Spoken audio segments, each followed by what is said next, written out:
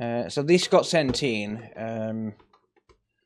Just note it's got a crack on the case there, just so people don't think I've done it while I'm taking it apart.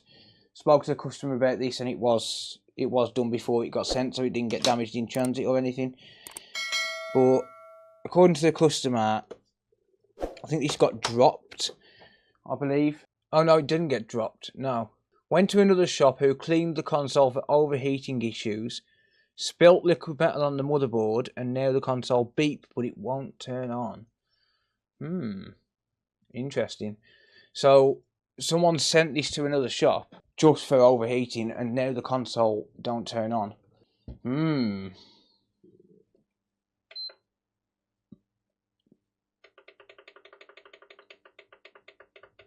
Okay, yeah, so it does beep, but it won't turn on.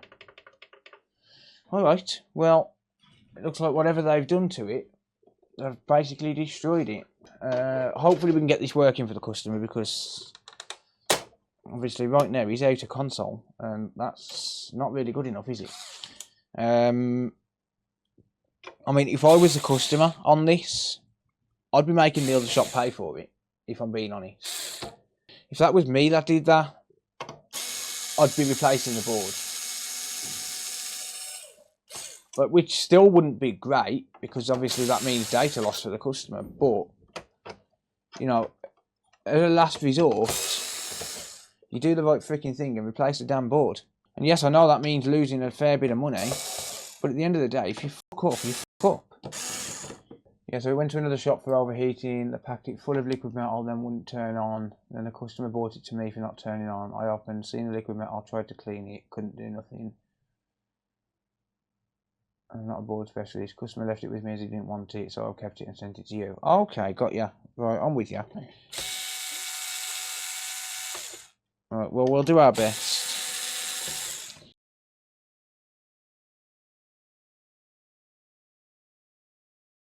You probably don't give a damn about what I've got to say, but just hear me out for a minute, alright? We all know that those sweaty little douchebags with cheesy fingers, living in the mom's basement, drinking Red Bull and simping over TikTok losers are gonna break the console. And you and I both know that you're too cheap to buy off eBay, you're too impatient to wait for AliExpress, and you're just about smart enough to avoid Amazon completely. You can admit it, because I'm exactly the same. That's why I started my online store, consolefix.shop. I'll sell every part you'll need to fix the Xbox One, Series S, Series X, PS4, PS5 and Nintendo Switch consoles. So why not give me the money instead of some random dude on eBay? At least if I have it, you know it's not going to waste on some stupid thing like promoted eBay listings or food for the kids or something. If you give me your money instead, I'll promise I'll use it on useful things, like buying views on TikTok. So before you decide to go to one of the more popular sites and line the pockets of some fat cat loser, take a look at my online store. Check out the link in the video description or the top pinned comment and get 10% off any order over £25 during checkout. Alright, now you can go back to watching this douchebag on YouTube trying to fix something. You can't say stuff like that in an advert, dude. You're not my dad, dude. Don't tell me what to do. That's what you think, Phil. Alright, let's have a look at the shambles under here, shall we? I'm not going to bother testing voltage rails like I normally would with a no power. I'll wait for a minute and have a look at the state of it underneath, just because of the history, I guess. I mean, other than there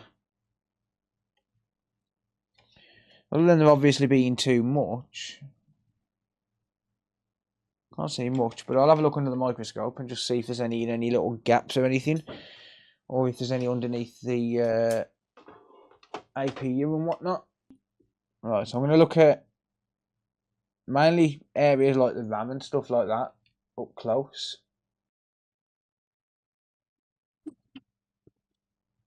Well, there's an issue right there. No, that is not going to cause an issue. They are both connected to ground. So although that's obviously not good for the board, that's not going to cause the issue. But yeah, they're both connected to ground, so that's not going to cause the issue that we've got.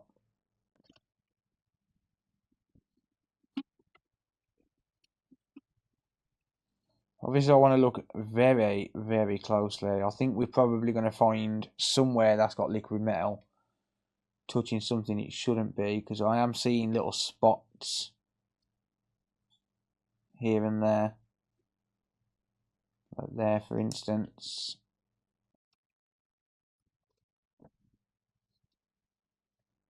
Yeah, so there's random little specks everywhere. Alright, so I was finding liquid metal down here, so I'm going to focus more on this area down here.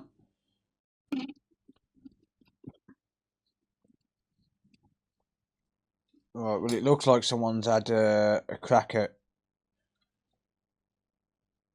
replacing random components here. Yeah, someone's been replacing shit on this. Quite a bit of stuff, actually.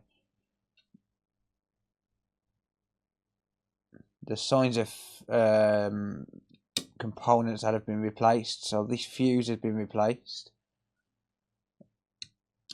There's some signs of flux down here. See that there?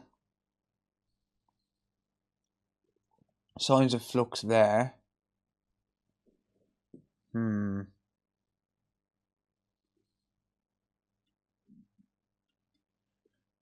Oh dear. Ah, fucking hell. Yeah, this has had at least the safe bridge reflowed. It's had numerous components replaced. And I think there's far too many unknowns on this to work on this without a bench fee. I'm going to be honest. It looks like someone's just randomly replaced a load of components.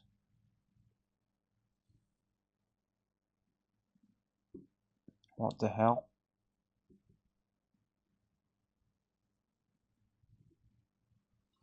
Yeah, someone's randomly replaced a shitload of components on this. Yeah, that area's all been messed with. I can tell by the solder. That's got a component missing. Don't know what that's meant to be. Let's have a look. Find it down on the board to have a look at it. Very unlikely that's going to be the cause. Looks to be a capacitor. It's not a liquid metal issue. Let me have a look at the boot sequence quickly. Let's see what that says. Right, it hangs on 300 milliamps. So it's skipping one of these stages, so it's jumping straight to 70 milliamps. Was it 70? No, 45. So it goes 45, 56, 65, 185, 322, and then holds on 322. So either something's short, or it's just completely skipping a power rail. Right, it's actually dropped down to 59 milliamps. I am going to read this BIOS.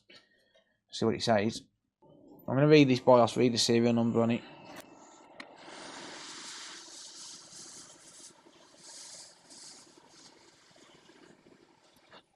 Just connect this up onto my BIOS reader. For some reason it wasn't on my desk, it was over on my other desk.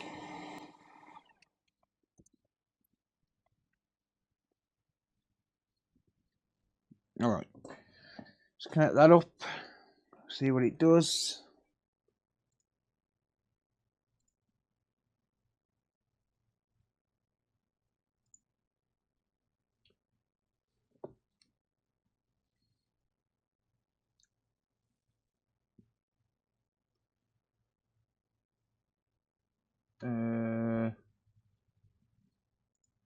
Right, while that's reading,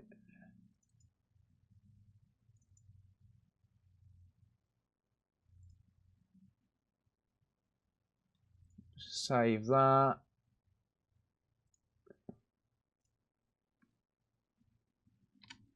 I'll save it as b.bin. Doesn't really matter what I save it as. Right. So there's the serial number we've got for it. What do we have on here? We have, yeah, the serial number matches. I can check some voltage rails, but that's as far as I'm going to go. I'm not going to go any further than just checking some voltage rails now. I just don't think it's worth investing a lot. Damn it, where's that gone? Where'd you go? Oh, I got you. I don't think it's worth investing a lot of time on, I'll be honest, because it's been fucked around with too much. Actually, that's a fake safe bridge. That is not genuine. I'll show you how I know in a minute. I thought there was something off about that. I thought there was something off about that safe bridge. It's not real.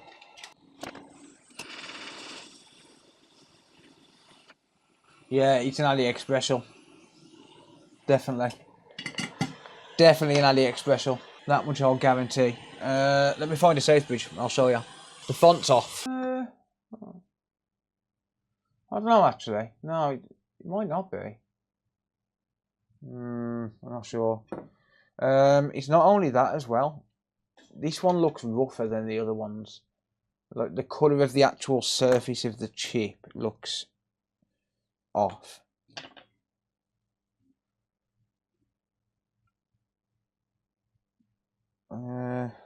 It's this one that it looks different on, and this one's not been touched. This is off a donor board. The surface on the original chip, the surface on this chip is a lot smoother than this one. So I don't know. I could be wrong, but it looks fake to me. That chip don't look real to me. The problem is, if I replace that chip and it doesn't work, it's just wasting my fucking time. Let's reboard a safe bridge.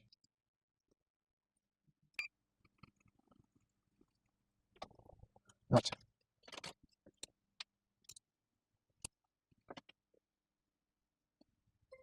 Hey. Thanks, Closug. Appreciate you, mate. Thanks for the support, buddy.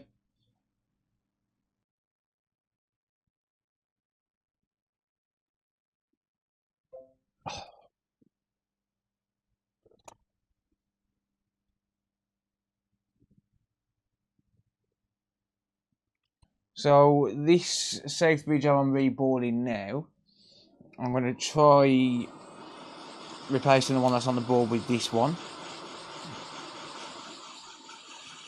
And if that don't work, then I'm probably not going to do much else to this because, well, let's be honest, it's got way too many unknowns. Unfortunately, it's just the way it is sometimes. I'd be better off offering the customer a replacement board.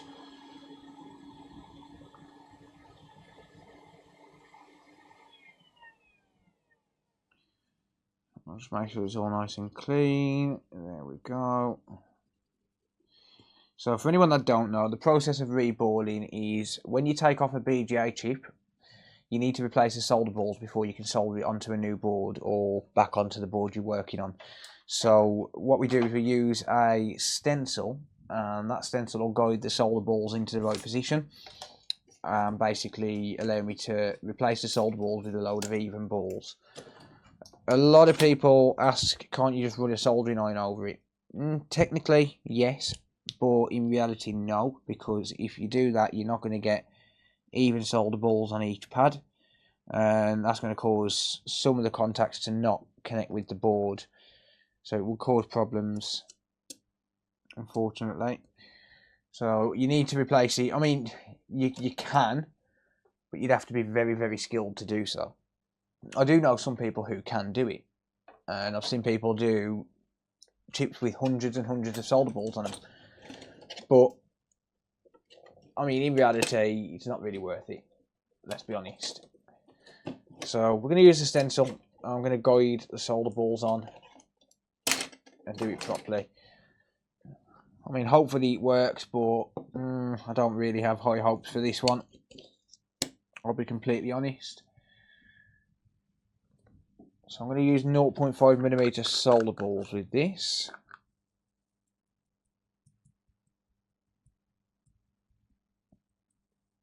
Whoops, that was way too many. Oh well, doesn't matter. The reminders will end up back in the tub anyway. It's not a big deal.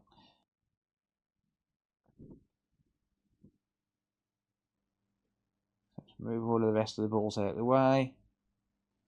A couple of them will stick to my finger as I'm moving it across.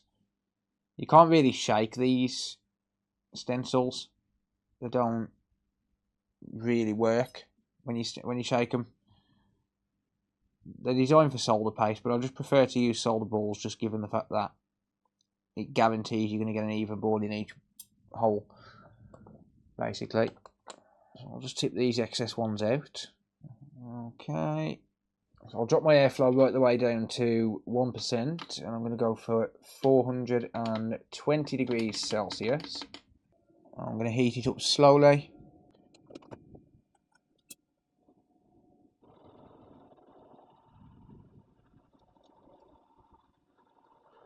Okay, the solder balls are starting to dry out. So I have got some flux on the bottom of the chip, but I'm not going to add flux properly until the solder balls have actually flowed and they're all partially soldered onto the chip, just to stop them moving around.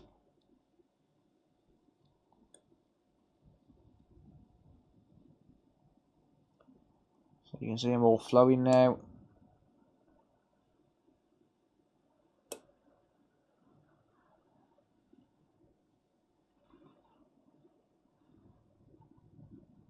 There we go. Perfect. I'm going to move the magnet.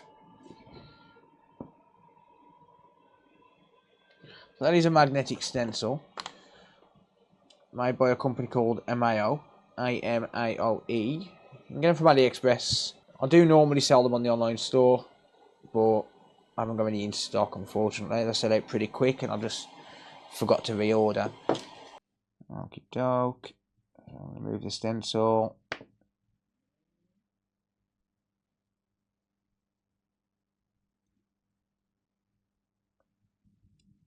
I'm just going to slowly peel this away. There we go. Beautiful, no balls stuck to the stencil. Good. So we're done with that. And now I can just add some flux to the chip and reflow it. So I can increase the airflow now as well. So I've got 20%, same temperature, 420 degrees Celsius, that is.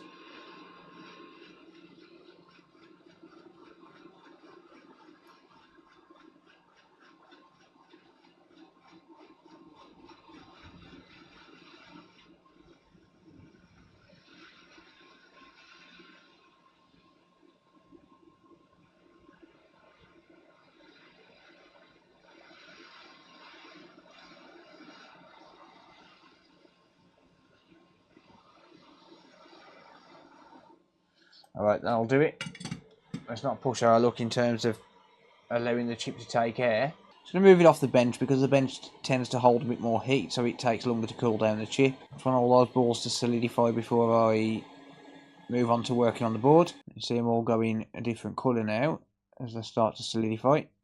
Takes a while. You don't really want to be moving the chip too much while you're waiting for the balls to solidify. That should be good enough. I can move that to one side now. So I need to take this chip off. So I could be wrong here in the fact that this is a AliExpress special. I could be wrong. I'm not sure. I think it's been replaced with a fake one. Probably unbeknownst to the person who did it, but it doesn't look like a genuine chip to me. It doesn't seem right.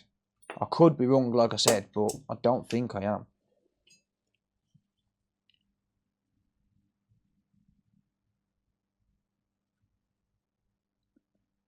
Who knows? Maybe it's just my eyesight. I will reflow this BIOS down properly while I'm putting the safe bridge back on as well. I'm at the same hot air and airflow, 20%. I can actually go 40%. It takes a little bit more to heat this up than it does for the chip itself. This is lead, well, this is supposed to be lead-free solder, but you've got the thermal mass of the board as well that you've got to take into account.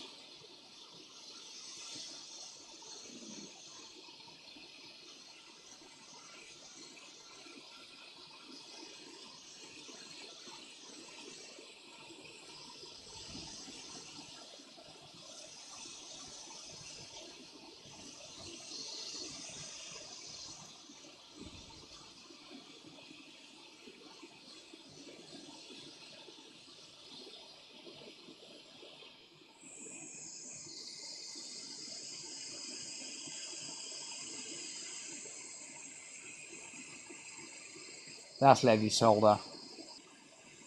I think that's leaded solder. So I think it has been replaced. Again, I could be wrong, but I don't think I am. Seems a little bit too shiny to be lead free. Usually lead free goes a little bit duller than that.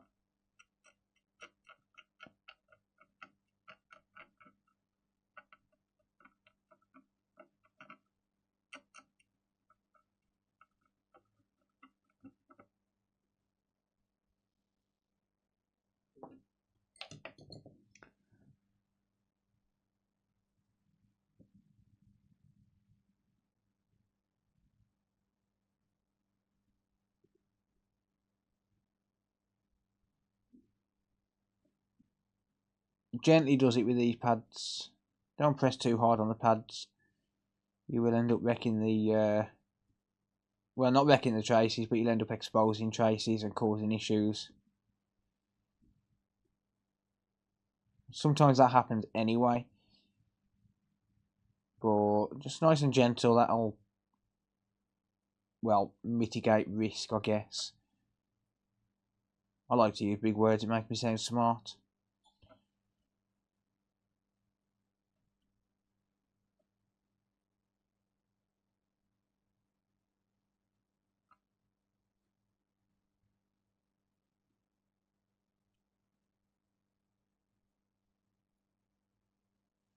Alright, there's that. I was just making sure I was getting the chip in the right orientation.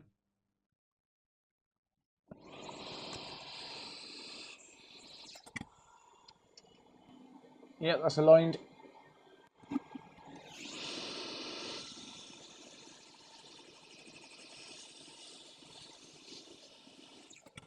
Perfection. Absolute perfection. Do need to put a nozzle on this now just to flow that down. There we go. So I won't worry about cleaning it for now. Not really that fussed about that right now. To be honest with you, this is all I'm going to be doing with this. I'm not going to... Well, I'll probably check some voltage rails, but that's about it. I'm not going to be doing much else with this, but I'll just check the bench supply. Yeah, it's still jumping up and not giving me a correct reading on the bench supply. So on the bench supply, when we apply 12 volts, we're supposed to get a gradual increase from 0 to 300 milliamps. This is jumping straight up to like 40, 50 milliamps, and then pretty much straight up to 300 milliamps and holding there. But once it gets to 300 milliamps, it's supposed to drop down, and it's supposed to settle at like 9 milliamps. This one's not, it's settling at 57, and it's taking a lot longer to do that as well. I'll check some voltage, I'll see if there's any missing, but yeah, I mean, there's not really a lot that we can check. I'll just check here. Do we get 5 volts? We do. Do we get 1.8? We do not. Okay, we are missing a 1.8 volt rail. Interesting. We've got 5 volts there. That's 3. We've got 5 volts there. 5 there. 5 there. Okay. So we are missing a 1.8 volt rail. What about this side? Are we missing a 1.8 volt rail this side? So on the board, just here, we've got a marking that says F7002. We're supposed to get 5 volts going in there and 1.8 volts coming out, but not on the EDM010 boards. On the EDM010 boards, we're supposed to get 3.3 volts out on the other side, and it's a completely different chip. But yeah, we're missing the 1.8 volts. So we've got the 5 volt coming in on the other side. There's 2 circuits exactly the same, directly opposite each other, you know, on each side of the board. One's supposed to have, they're both supposed to have 1.8 volts on the top of the chip, and we're not getting that. Yeah, I'm missing it. Okay. That could be Wi-Fi related. What I'll do, real quick, I'm just going to short out this 1.8 volt circuit to ground, and that's going to drain any excess current in it. because these things do tend to like holding on to the current. Well, I'm going to go into continuity mode now. So that's going to make it beep when we get a completed circuit. That is resistance mode. 200 ohms, that's not normal. That is not normal at all. Okay. Just check a few areas around Wi-Fi. Let me just sort that area out and make sure we've got no excess current in that. So this is directly underneath the Wi-Fi chip. That shouldn't be short to ground. Right now it's saying it is. And it's still saying it is. Okay, we might actually be onto something. I know I said I wasn't going to do anything else with this, but I can't help myself sometimes. I just like to get to the bottom of things. Interesting. So, okay. Well, what I can do then is I can inject voltage into that line. But I can only really inject 1 volt into it because it's a 1.8 volt line. So I've got to be careful in terms of what I inject. So 1 volt. What do we get here? 1.5 amps. It's not the Wi-Fi chip. Okay, so here the thermal camera will actually help. I'll leave a link to this in the top pinned comment, by the way, this thermal camera. Absolutely amazing thermal camera, and if you do decide to buy one, it does help me out because it will be an affiliate link. You're not meant to be able to use them on the PC, but if you use a piece of software called TC View, they will work. Right, so we've got the board here. If I inject a volt into there.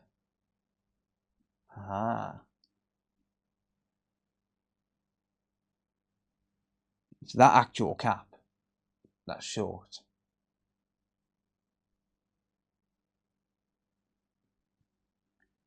It's that actual cap what is short. According to my thermal camera, that's the area that's getting hot. So the one that I'm injecting on is the one that's showing up as short. Okay, I guess we just knock that cap off and just see if the short goes away.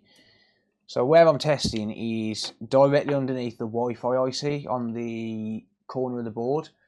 And the cap that I'm injecting voltage into is that one right there. So if I just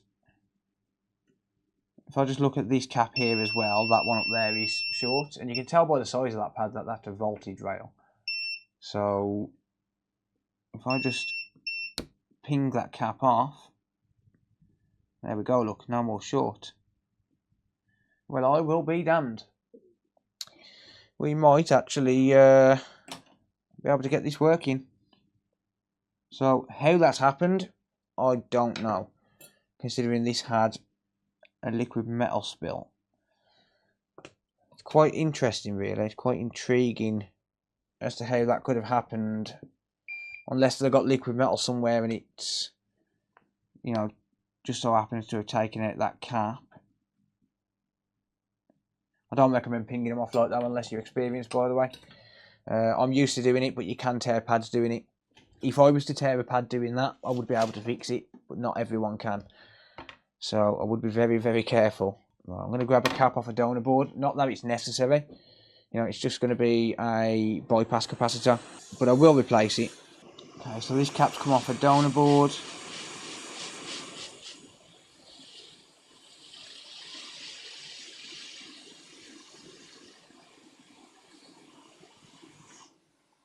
There we go. So there's a replacement cap there. There is another capacitor on the back of the board which is missing. I'm going to have to replace that. That will cause issues with data. So I've already got the cap that I need. So it's just there. But essentially that's going to cause issues with data because it's on the SSD. Every single one of these caps on the SSD are going to be very, very important. You need an absolute consistent voltage and it needs to be stable. It needs to be very, very stable. Just partially solder that with the iron. Stop it going anywhere.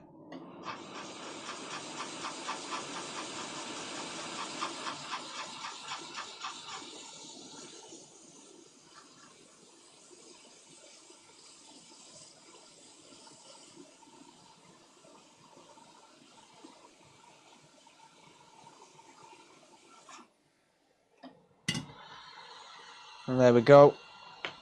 I don't think there are any more missing components. I didn't spot any, but we'll see. We'll see if it works. Alright, so I won't worry about things like the liquid metal for now. I mean, I will clean it up and make sure that it's not going to leak anywhere. But I'm not worried too much about, you know, cleaning the console and getting all of that stuff going. The main thing here is...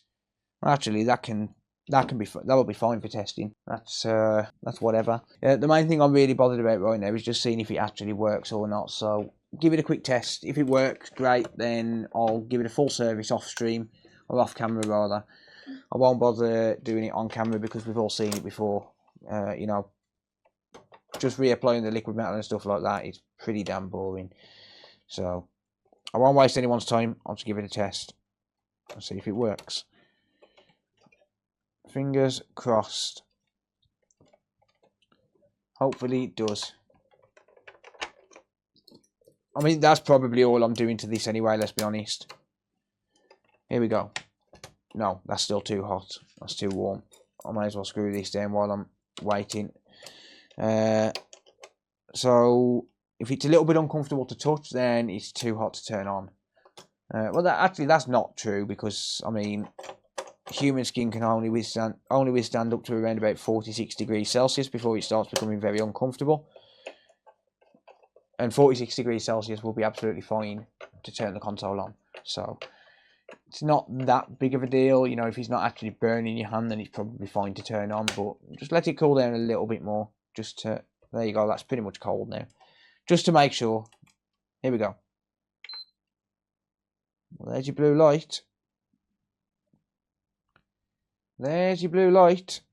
And straight off. Well. No! Something else has just died on it. Wow. Something's just died live. Oh, no. Oh, man. Well, we got it on for a few seconds, didn't we? Right, let's reapply power. Bear with me.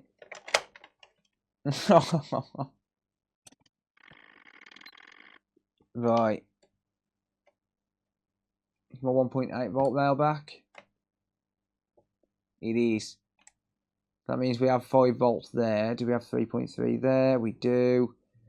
Right, do we have 1.1 here when I turn on the south bridge? When I turn the console on? We do. Wow, I can't believe something else has just died on it. 0.8 volts, so we're getting power to the APU. 5 volts, 2 volts, 2.5 volts for the SSD. Now we don't want to try and turn back on. Oh, I can't believe another component's just failed on it. That sucks. I had that working. Oh no. So this is a problem when there's too many unknowns. Things like this can happen. I want to test this, but I can't. I want to test the RAM and I want to test the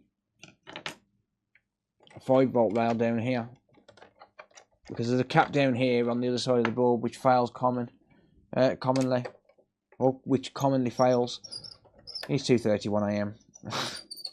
See, and now because I've just got it working for a few seconds, now I want to carry on and get it working again.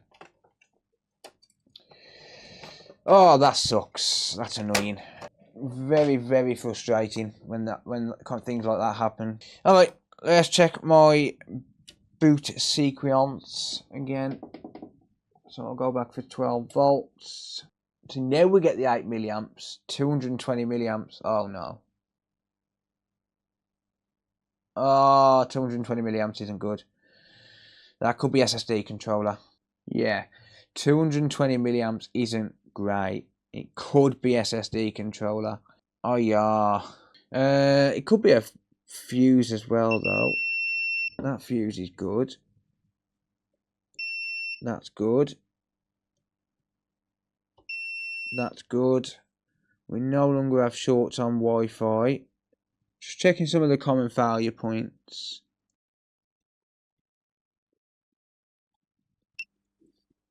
Yeah, that's not ideal. Right, well,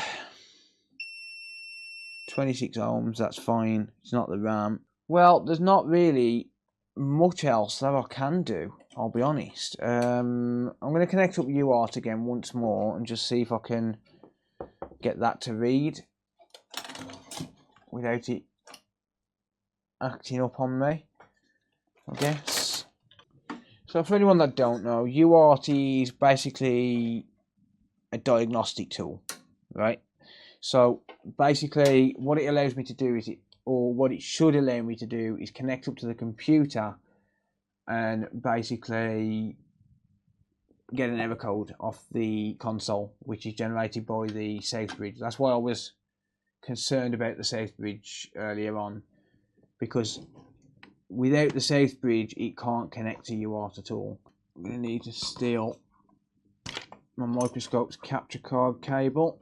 Look at that, a little bit of alliteration. How does that wash with you? A little bit of alliteration. I'm going to choose COM port 19 again. Control and E. And yeah, still no UART. Not picking up whatsoever. Yeah, and my boot sequence has gone again. So it's got another short somewhere. The problem is finding it. Alright, well, I'm going to call it there. I might revisit this tomorrow, I think, maybe. I don't know. I haven't decided yet. But I'm going to call it there for now on this one. I think it's had too much of my time. And unfortunately, right now it's... well, the one issue is resolved, but there's still other issues with it.